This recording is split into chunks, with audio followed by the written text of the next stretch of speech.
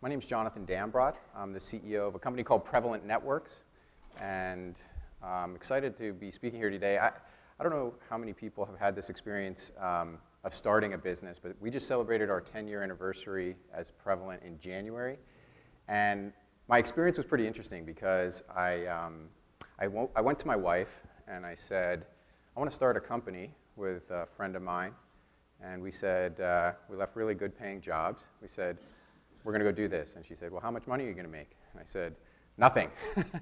You're going to support me. And so that was interesting. But that lasted a couple years, and now she's become officially retired. So I guess that shows some level of success, I guess. But really excited about this presentation. Prevalent focuses on delivering third-party risk management and cybersecurity solutions from a software perspective and a big data perspective. I'm not here to talk about that today. But we are a sponsor, so if you want more information about that, please come to our booth. In terms of background, I actually am vice chair of the Shared Assessment Steering Committee. Do we have any Shared Assessments members here? Is anybody familiar with this? No, excellent. So we're going to talk a little bit about shared assessments and a framework for third-party risk. I also chair the SIG committee. So some of you have maybe either received the SIG or used the SIG. It's the content for looking at what are the right questions to ask your third parties, and we'll talk a little bit about that as well. I also am, I sit on the Penn State Advisory Board, the Outreach Advisory Board, and helping Penn State grow their online education from 18,000 students to 45,000 students over the next 5 years. So that's what I'm there for. They also have a fundraising effort. I'm amazed. I don't know, any Penn Staters here? I know there's a lot of, there's always a few in the audience. I don't know if you saw this. They just finished their $2 billion fund, and they had about 170,000 people give to that fund. And I always thought that's amazing. I mean, just the sheer volume, right? So I like to start these with a little bit about a little known fact. This is not me. This is my dad. My father was the MVP of the NCAA tournament in college basketball in 1950. #1 draft choice to the Knicks in that year. And that's his team, coached by Nat Holman. And my father was interesting. He decided, my grandmother, NBA was 3 years old. My grandmother said, you're not going to be a professional basketball player. Right? #1 draft choice to the Knicks. I don't think that's happened since 1950, right? So he decided to become a dentist, and he was a good dentist, but he was a great basketball player. So in terms of basketball legacy, we got a lot of basketball legacy. You may know this guy, LeBron James, is in the finals of the NBA right now. That's my cousin Keith next to him, who coached him in high school for 2 years. And he's now the coach of the Akron Zips. And I don't know if you know this guy, Shaka Smart, was assistant coach to the Akron Zips for 3 years under my cousin Keith. So I try to put a little bit of a VCU spin on my presentation today. So little known fact. So I talk a lot about third-party risk. I don't know if you've read the news or you're in a regulated business, but if you haven't read the news or in a regulated business, third-party risk has been a major factor in data breaches, as well as helping manage, how companies are managing cybersecurity. It's been a major factor of how you deal with cybersecurity in the news. And I talk to a lot of people trying to come into this industry, right? And we're seeing mass adoption of cloud technologies. Third-party outsourcing is at its highest ever, right? IBM last quarter said we had a $1 billion decline in hardware. We had a $1 billion increase in cloud, right? A lot of data is going to the cloud. And companies today are primarily they're design firms and sales firms, right? Everything else they're trying to get rid of. So as security professionals, how do you manage in that environment? How do you really show value as a professional? And a lot of people I talk to about getting into this industry and CEOs really look at third-party risk as a way to do that, because it's really one of the only business processes that you can show business improvement while dealing with reduction in risk, reducing cost, and dealing with tectonic shifts in technology, including the cloud. We're going to talk a little bit about that. So this has been the conversation pretty much at every organization I've talked to, talking to a lot of boards, a lot of CEOs. We live in a post-Target, post-Heartbleed world, right? So talk about my wife again. My wife decided 2 days after the breach at Target, she read the newspaper, they said it's fixed, right? She decides to go to Target, buy something. So 6 weeks later, of course, we got the letter. Here's a new credit card. The interesting thing about this is that today, people are really concerned because this is impacting all the way up to the CEO, right? So now It started with 40 million credit cards. I think then they identified it was 70 million records. I think it's now, what, up to 110 million records for Target. And the cost of the data breach is now up to about $600 million, I think. I'm one of those poor souls due to my wife. I can tell you Heartbleed is still impacting us, right? If you read the news yesterday, you're seeing Heartbleed being, it used to be 2 lines of code that people were concerned about. It seems like there's some other issues today that people are concerned about.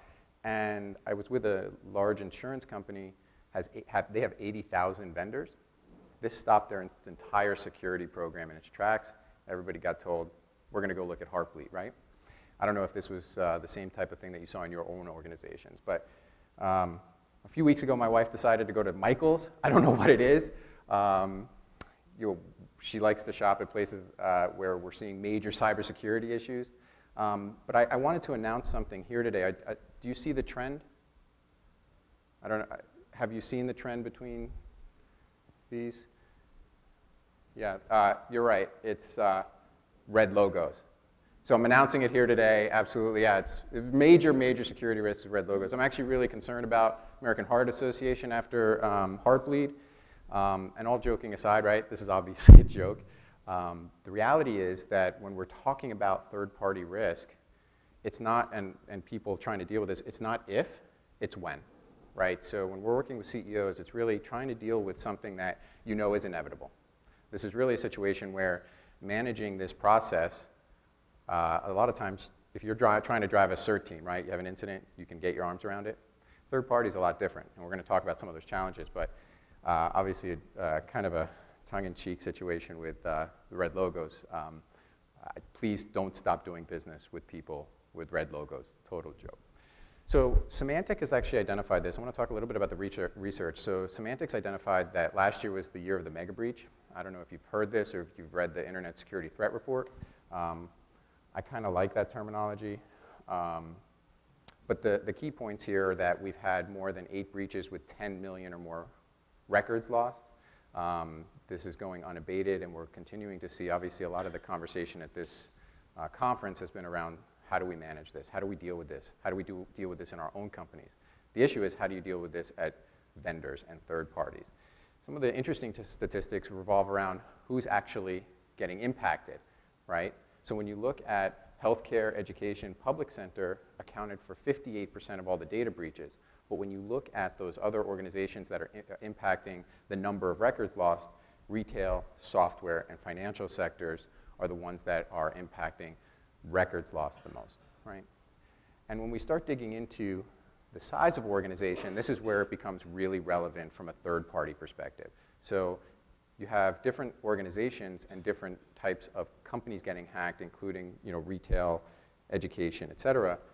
But the size of the organization that's getting impacted over the last 3 years has changed dramatically. It used to be people were going after the largest organizations in the world.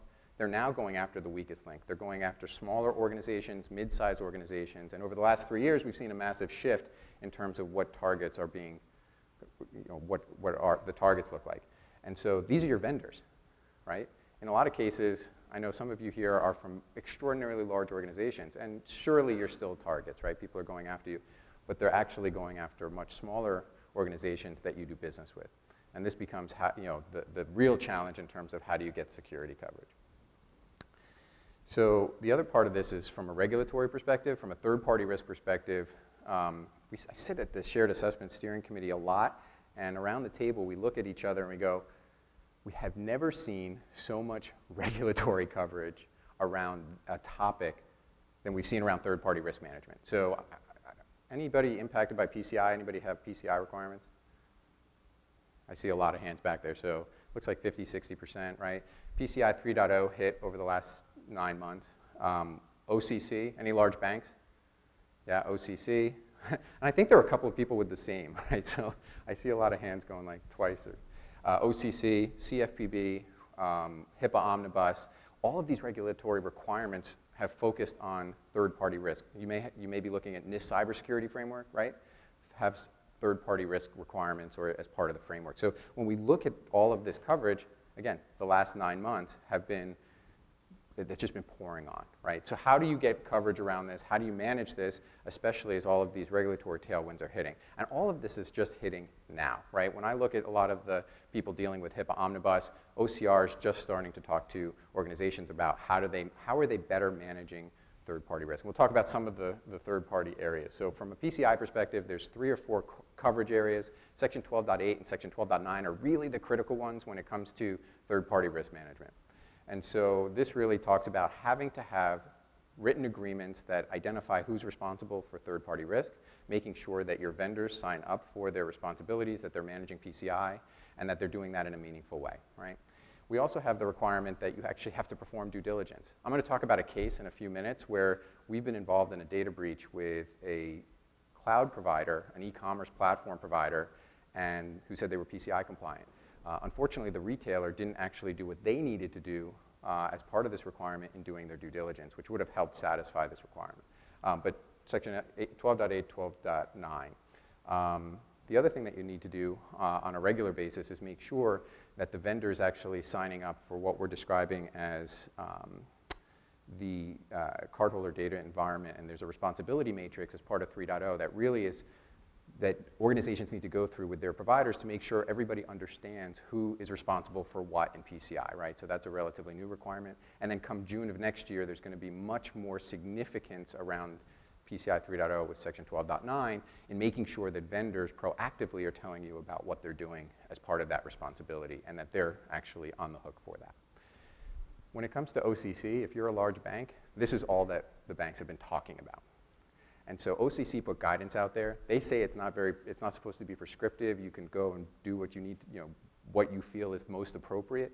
So as part of shared assessments, we had a summit a couple weeks ago, and some of the OCC regulators, as well as some of the people from PCI standards, the Standards Council sat on a panel, and they talked about this. And the problem is that the banks are really seeing this as a prescription for how they manage third-party risk. And what they've done is they actually provided a guideline for how do you do this. We're going to talk about a framework for this, where we talk about assessment. We really talk about oversight, monitoring, and response, right? So that's sort of a framework that the OCC and we're really recommending that companies look at as they're trying to solve this problem. But this has become a really big issue for large banks who are really struggling with getting to scale. How do you manage to scale in terms of being able to assess your third parties and your fourth parties, as well as monitor your third and fourth parties? It's funny, someone was joking with me, we don't know where the second party was, right? You can't say vendor risk anymore, by the way. That's totally taboo in this environment. You can't say vendors. You have to say third party or fourth party. I was joking, we don't know where the second party went. No idea. If somebody can answer that for me, that would be great. I think it's about affiliates, honestly. But from a HIPAA perspective, HIPAA Omnibus has changed in terms of absolutely any hospital covered entities here, hospital systems. No. The interesting thing about this is even though if you may not have coverage around HIPAA, this is impacting you from a regulatory perspective because the regulators are all talking to each other, right? And what's happening is there are mandates and requirements of HIPAA that are starting to feed themselves into privacy regulations, requirements, as well as into some of the regulations we just talked about. And what's interesting about this is they've redefined what a business associate is, and they've also redefined when you need to notify of a breach. There's also requirements for running a due diligence process. If you don't, you actually automatically have significant liability and what's described as willful neglect. So hospital systems and covered entities today actually have to perform assessment internally and perform assessment externally. If they don't, it's considered willful neglect. If there's a data breach or a suspected data breach, hospitals now have an obligation to report that in a more meaningful way after HIPAA Omnibus. And I can tell you, dealing with these organizations, they are struggling with this, right? This is really, really problematic. And the harm threshold, right? So this is going to be coming and impacting all of you. So we've been dealing with a data breach situation where it's been in retail, we're dealing with one in the retail environment. If this was in healthcare, we would have already had to the organizations we're working with would have had to already notify on this. Just the suspicion of a loss of PHI is enough now, and people are really struggling with this as well. How do they know when to notify? What is the appropriate time? And when you're dealing with this from a third-party perspective, it's really hard to get visibility. So when we manage this problem, we're really talking about the data supply chain. For us, as Prevalent, we only look at where the data is going, right, or where people are coming in. So Target has kind of changed the conversation a bit. It used to be where are we sending our data and who are they sending them to, third and fourth parties. But it also applies to people that are coming in and actually helping us manage our environment who have access to sensitive information as well. And this is not a new problem. People have been talking about this for a long time. You may have been talking about this for a long time. So why is it hitting now? Why is it such a problem? I can tell you that the reason that we're seeing it out there as a problem is organizations will say, I got to go do something about it. So the CEO sees an article about Target, says, we need to go solve third-party risk today. And what happens is generally people will find one or two people in the organization say, you're going to go work on vendor risk. Great. And they say, where do we start? Generally it's, you know, they start with questionnaires. Okay, we need to get our questionnaire set up. I don't know if you've had this experience. And then they go, okay, now we need to go to all of our vendors, and maybe you have a policy that says you have to do assessment of all your vendors annually. And they get started, and if you have one or two people, they generally get through 25 vendors. And I don't know about you, but if you have an organization of any size, you got 500 vendors, maybe 1,000 vendors. In fact, I was sitting on a panel with the CISO at Aetna.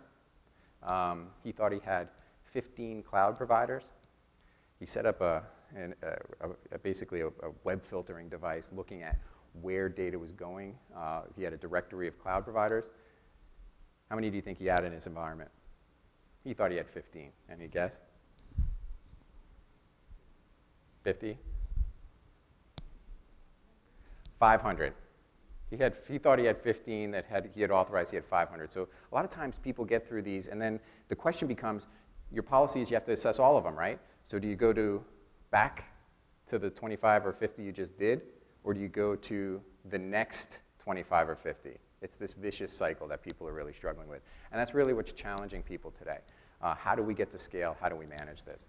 A couple of other interesting statistics. People are really trying to define where their data breaches are coming from. Trust we have identified almost 80% of data breaches are coming from third parties. We'll call it third-party error. PwC and Veracode have identified that only about 20 to 25% of organizations are actually doing anything about this, right? So really, really big problem. Not a lot of people doing a lot about this. Everybody know the Ponemon Institute? So when you read the paper and you say, oh, this data breach was $5 million, right? The average cost of a data breach is $200 a record. That's research that was done by the Ponemon Institute, right? So Ponemon Institute did a report middle of last year where they identified third-party error for the first time is the #1 factor in the cost of a data breach. And so that, it used to be lost or stolen devices. Well, you guys have licked that, right? You put encryption on your laptops, that's becoming less of a risk. But third-party error is the #1 factor. And when we look at the cost of the data breach, in the US, if a third party is involved in a data breach, it increases the cost by $43 a record. I'm getting looks like, that's not a lot of money. 43 bucks, that's like, dinner, right? The problem is that when you look at the research, an average data breach, and this was the middle of last year, an average data breach in this report was 35,000 records. So if you had a data breach that was due to a third party, it was increasing the cost by about a little over $1 million. After Target, though, you really start looking at that. I don't know if you've read a lot of the research, but Target was really started by a lack of security control at a vendor, right? And you can see how much that's already costing that organization, including their CEO's job. So this is interesting statistics. And we see this firsthand, right? So we had a large global retailer come to us about 6 months ago. And they started getting calls from their customers. And their customers were saying, we think you've been involved in a data breach because we used our credit card on your website, and then we got a notification from the bank. And so we were brought in from an advisory perspective to really help this organization start looking at what's going on. Soon after we started talking to this vendor, or this merchant, the merchant brought in their friends. And we're dealing today with 6 different merchants that is on the same e-commerce platform. And this case is really interesting because some of them had common point of purchase notifications. So from a banking perspective, these are the notifications where the bank actually identifies in their fraud software that you're the common point of intrusion. and then some only had customer complaints, right? So we set up our platform, and we started looking. And what's interesting about this case is that the customer, and by the way, I've changed all of the locations to protect the innocent here, but main customers in Chicago, right? E-commerce platform providers in New York. And in this case, the e-commerce platform provider had a single contract with development, support, and they were hosting it in yet another cloud provider. So what was happening is they had authorized a vendor to be used in Dallas that helped them support all their clients. We came in after they had identified this. We set up our platform, and we started mapping out the rest of the data supply chain. It was very interesting. We quickly identified that there was an operational support mechanism happening in Russia and development in India. And what we also identified was that these vendors were never authorized, right? In contract, these vendors had never been authorized. The e-commerce provider said they were PCI compliant. And what we started seeing was that each of these providers had site-to-site VPNs into the data center. They had client-to-site VPNs into the data center, and they had administrative control. They had administrative access in Active Directory. They had the ability to set up any user they wanted. You're scratching your head, wait a second. Doesn't that go against PCI? How are you PCI compliant, right? We very quickly identified that they weren't PCI compliant, right? That they weren't able to show PCI compliance through their supply chain. We even found that the provider that was hosting the environment for them wasn't actually performing backups offsite. That was part of the contract, right? So, this was a mess. And when we started really looking at it, the rest of the environment, the fulfillment was outsourced, as well as, the banking relationship. Clearly, that's where we started getting notifications from. So this is a basic data supply chain, right? This starts to get really, really complex when you start getting into these global organizations. So what we did is we actually started looking at where the risks were coming from. We overlaid our vendor threat information. We overlaid some Symantec threat data, and we started looking at where this compromise was coming from. And then it just sort of fell, the chain just started falling. Now, the interesting part about this case is that we were brought in, and the vendor had already started a PFI investigation. So they had hired a PCI forensic investigator. And normally when you get into those types of situations, you see like a really small part of the environment is clipped off, and that's how they do their forensic investigation. In this case, the PFI had already selected the entire e-commerce platform, hundreds of servers that they had actually brought in. They were doing forensic analysis around. So this became a really, really big challenge. And what was interesting about the outcome of this was similar to HIPAA Omnibus. The problem with managing this is normally you see something like this, you put your team together, you'd identify all the people that you want on the team, and you'd go after it, right? You'd go figure out how to stop this from happening and go put those fire extinguishers in place and put the right team on it. The problem is, as a third-party risk, you can't do that. You have this concept of agency, and when you can't actually touch the environment, it's a much different experience, right? And if you've never gone through a data breach with a third party, this is the problem. And getting the vendor to actually help comply with solving this problem becomes really challenging because all of their customers were on fire, right? And so we were brought in, and it was amazing. Everybody started kind of lawyering up immediately.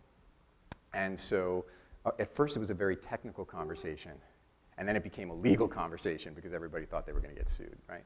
And the interesting thing is all these people had to do, and this contract for this vendor existed for 5 years, all they had to do was perform a due diligence assessment up front, and they would have quickly identified a lot of the things that we started identifying afterwards, right? The cost of this is in the hundreds of thousands of dollars for the clients that we've got. It could have been thousands of dollars, right, if they had performed this up front. So interesting case study. I talked about this at RSA, actually, and what was interesting is when we were going through this process, we had CEO, CFO, and reporting directly to the board for all of the 6 customers that were impacted by this. So this is becoming a really critical problem, and it's at the highest level, right? And this is really why it's becoming critical. Target, as an example, with the CEO losing their job, this just raised this all the way up to the top in terms of importance. So let's just, I want to talk about some of the common challenges. I've only got a few more minutes, and I'd love to go through some questions if you have them. But sometimes, we walk in organizations, you go, I don't even know who my vendors are, right? CISO at Aetna said he thought he had 15 cloud vendors. He ended up having 500 after investigating it, right? Heartbleed, we had that customer who had 80,000 vendors, couldn't actually identify what all the software in use, right? Just trying to understand where your vendors are becomes a really common challenge in a lot of organizations at any size, and being able to manage that becomes part of how you manage it. So one of the things that's nice about third-party risk is if there's silos in the organization around IT, security, procurement, legal, this is a really good way to bring everybody together, right? People want to talk about this in a meaningful way to figure out who they're dealing with, how they manage this. Procurement loves it because they can leverage this potentially as a way to reduce costs as well, right? So getting those stakeholders together becomes a really nice part of third-party risk management. We also have the ability to look at assessment technologies, whether that be from Symantec or Netscope. We have the ability now to dig in to start looking at our software providers, our cloud providers. Working with procurement, you can start digging into systems like SAP and Oracle and start looking at vendors who need to get paid. So one of my other customers came to me and they said, we just found 5,000 users in Dropbox. And that might be okay, but they didn't know about that until procurement identified that a VP was putting the Dropbox on a credit card and then gave access to those 5,000 users. So vendors need to get paid, right? So here are a couple things that you may want to consider as you're trying to identify your vendors. The other thing is scoping. So anybody who's actually performed this type of third-party assessment knows if you just go send out a spreadsheet of questions, you're never going to get the response you want. So being able to scope what kind of data is being provided to your third parties, what is being stored in software, and then scoping the appropriate questions as part of the assessment becomes absolutely critical to getting compliance. And then people don't want to answer your questions, right? We see situations where large companies are using cloud providers, and it's awesome because it's near free. They're spending $1,000 on a contract, and marketing groups are the best at this, right? So they'll pick up a marketing app, they spend maybe even $500, and then they send all of your customers' information to that marketing application, right? And so this becomes a critical vendor, and then the company wants to go assess that vendor. And you say, but you have all our critical data. They say, we need to come on site and do an assessment. And they look at you and they think to themselves, wait a second, you want me to go spend $10,000 to support what you're getting for $500, and it breaks, right? So organizations really need to think about the size of the contract versus the type of data that you're sending to these organizations, and whether you're going to get compliance, and the fact that you need to get information, right? In some cases, spending more money becomes important, especially when vendors are getting sensitive data. So these are all the types of things you really need to think about as you're really starting to get a lot better regulatory coverage, or more regulatory coverage around managing your third-party relationships. I work with a lot of people, and I say, when was the last time you dumped a vendor? When was the last time you exited a contract? Oh, we haven't done that in like 5 years, right? Well, that becomes part of the requirement, because in some cases, the people that you use today can't actually manage the security controls that you need them to, right, in a cost-effective way. So this has become some of the things that we're seeing out there. And I love this quote. This was something that somebody at Shared Assessments had identified. Are you willing to accept the cost of noncompliance, right? And the business has to be willing to sign off. At some point, your teams can't actually remove all of the risk. And so a business owner, a senior executive's got to sign off on it. If they're not willing to do that, don't use the vendor. Here are a couple organizations. We talked about shared assessments. If you're not part of shared assessments, I would definitely try to become a member or look at it as part of your cybersecurity strategy. I will be, so this year at the summit, I spoke twice, but we really are looking to make sure that it's not just financial services. Shared assessments started in the financial services industry, but today members, some of the largest retailers in the world, some of the largest education facilities in the world are becoming members and trying to make sure this is a major topic as part of your cybersecurity strategy. And then some of you may may be part of the Cloud Security Alliance. They're doing fantastic work around third-party risk management. They have a questionnaire. They have some other things to really consider. So just a little bit about shared assessments. It started with the major banks. Today, there's over 120 members, and then there's probably about 2,000 organizations that use the content. So if you've already received a questionnaire, the SIG, that comes from the shared assessments community, and it's a group of members. So last year, last year I chaired the SIG committee, and one of the things that's interesting is we actually got Veracode, Cigital, JP Morgan, the clearinghouse to come together and develop what are the right questions to ask software providers to determine if they've got a strong SDLC process in place, right? And are you guys familiar with the VBSIM?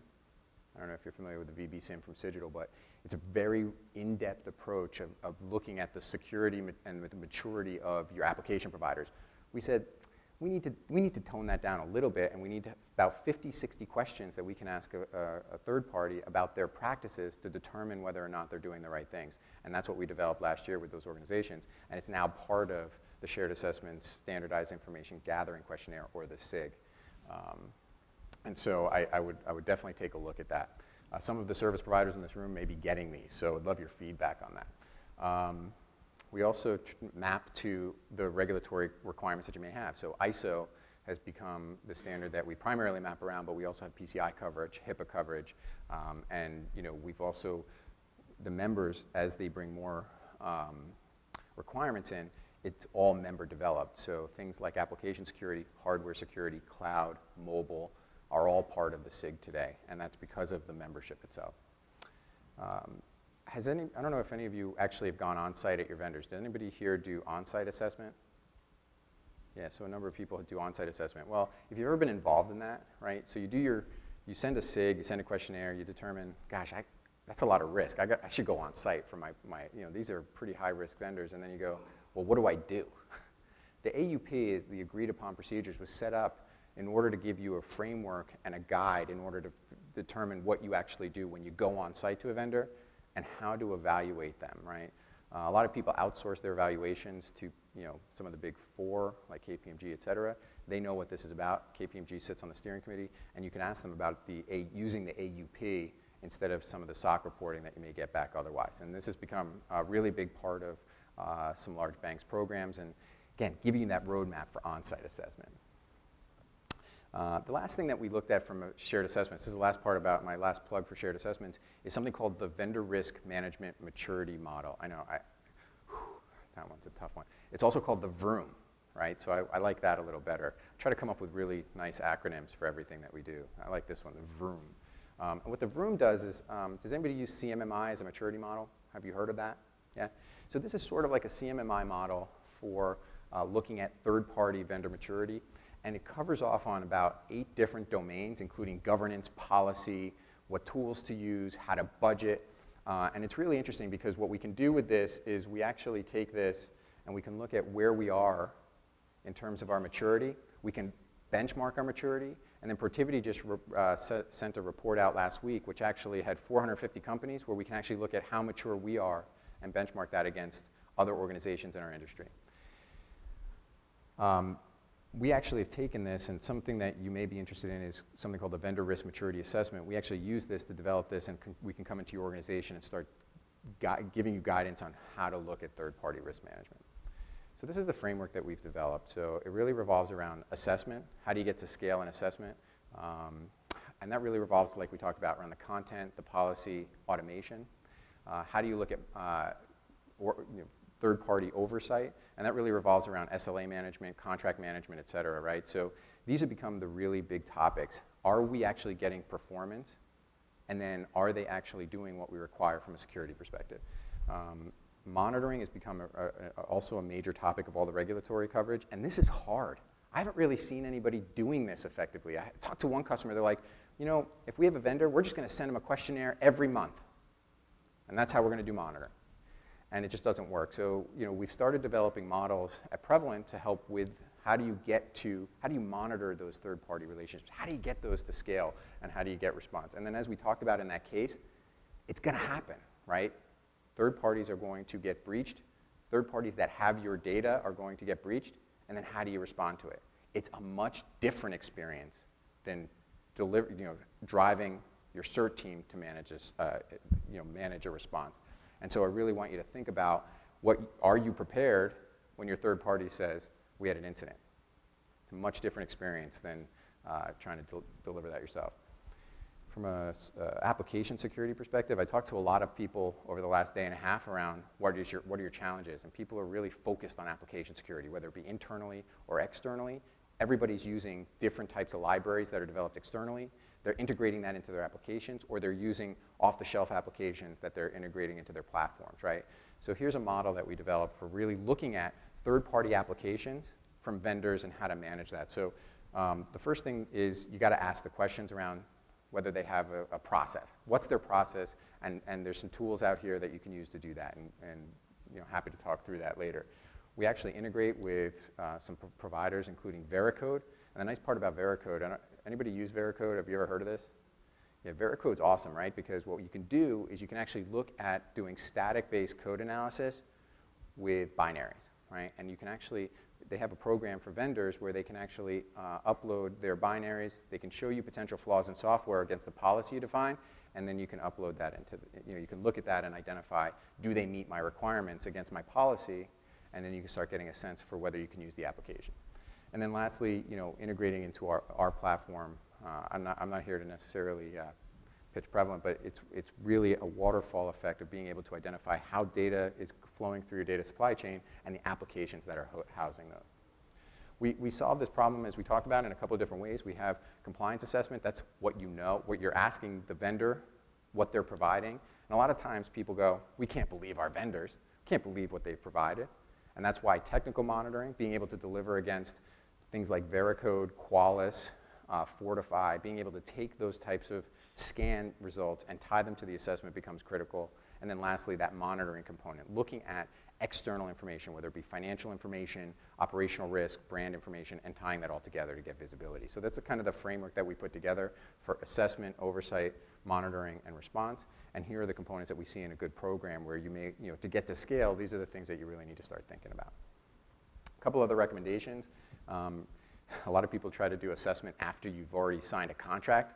It's the wrong time. You got to assess vendors and assess the relationships before you purchase because you lose a lot of leverage. You really need to think about what your program looks like to get to scale and then start really identifying what are the things that you're going to do to help scope, get to scale, help with monitoring as we talked about. And then lastly, this is becoming much broader. All the organizations we're talking to are getting away from just assessment. It's making it much broader because today, again, it's sales and design.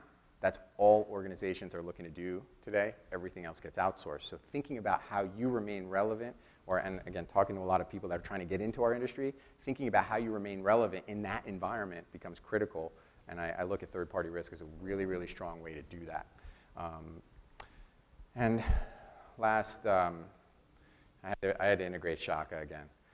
But this is hard, right? And what you all do is extraordinarily important, right? We look at people's health information. This is life and death stuff, right? We're not doctors, but when we look at people being able to operate health systems, covered entities, banking information, this is really, really important, and it's really, really hard. So keeping up the press, Havoc, I don't know if it stands for anything, but making sure you've got really good coverage around third-party risk as part of your cybersecurity strategy is really important. So before we sign off here, any questions?